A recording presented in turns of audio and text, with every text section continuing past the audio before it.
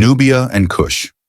The ancient land of Nubia, extending from Aswan in southern Egypt to Khartoum in central Sudan, served as a crucial corridor between sub-Saharan Africa and the Mediterranean world.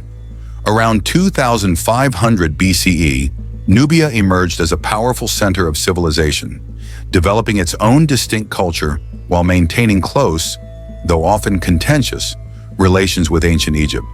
The Nubians were renowned for their archery skills, earning them the Egyptian nickname Land of the Bow. Their warriors were highly sought after as mercenaries.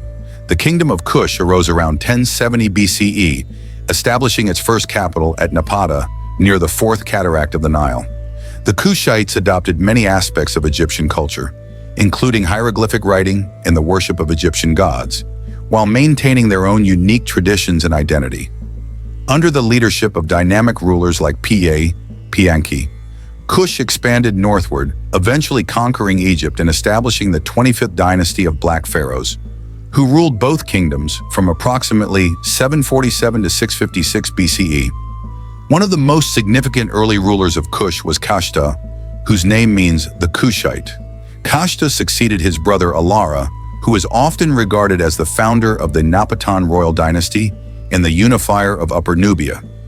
Alara established Napata as the religious capital of Kush, and his legacy was continued by Kashta, who extended Kushite control into Upper Egypt. Kashta successfully positioned his daughter, Amenertis III, as God's wife of Amun in Thebes, solidifying Kushite influence over the powerful priesthood of Amun. His son Pa would go on to conquer the rest of Egypt and establish the 25th dynasty, while his other son Shabaka succeeded Pa and firmly rooted Kushite rule in Egypt. Egyptian control and cultural exchange, Egypt's influence over the region fluctuated throughout history. During the Old and Middle Kingdoms, circa 2700 to 1650 BCE, Egypt established fortresses and trading posts along the Nile, seeking to control trade in gold, ivory, and exotic goods from sub-Saharan Africa. The relationship between Egypt and Nubia was complicated, marked by periods of conquest, cooperation, and cultural exchange. The New Kingdom period, circa 1550 to 1070 BCE, saw the height of Egyptian control over Nubia, with the region being governed by a viceroy known as the King's Son of Kush.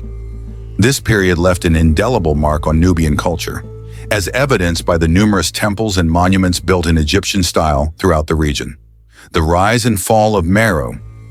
Following the Assyrian conquest of Egypt and the expulsion of the Kushite pharaohs, the Kingdom of Kush relocated its capital to Meroe around 590 BCE. This marked the beginning of a golden age that would last for nearly a millennium.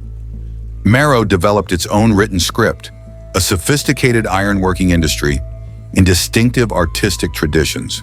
The Meroitic civilization was characterized by powerful queen mothers known as Kandakes, who often ruled alongside their sons. The kingdom maintained its independence against various powers, including a failed invasion attempt by Roman forces under Gaius Petronius in 23 BCE. However, Meroe eventually fell due to a combination of internal decline and external pressures. Overuse of natural resources, including deforestation for iron smelting, led to environmental degradation. The rise of the Aksumite Kingdom in present-day Ethiopia also played a significant role. Around 350 CE, the Aksumites, under King Ezana, launched a military campaign that ultimately led to the downfall of Meroe, effectively ending Kushite rule. The coming of Christianity and Islam Christianity reached Nubia in the 6th century CE, leading to the establishment of 3 Christian kingdoms, Nobadia, Mcqs, and Alodia. These kingdoms successfully resisted the initial Muslim-Arab expansion, signing a unique peace treaty known as the Pact in 652 CE, which allowed for peaceful coexistence and trade. The gradual spread of Islam began in the 7th century, accelerating after the fall of the Christian kingdoms in the 14th and 15th centuries. Arab tribes migrated into the region, leading to the gradual Arabization and Islamization of much of the population, though some areas maintained their traditional beliefs and customs. The Turco-Egyptian period and the Mahdist state. In 1820, Muhammad Ali Pasha of Egypt conquered Sudan, establishing Turco-Egyptian rule that would last until 1885.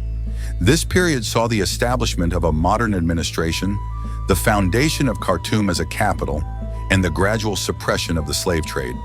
The harsh Egyptian administration and economic exploitation led to the rise of Muhammad Ahmad, who proclaimed himself the Mahdi, the prophesied redeemer of Islam.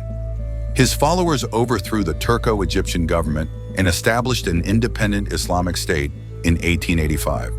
The Mahdist state survived until 1898, when it was defeated by Anglo-Egyptian forces.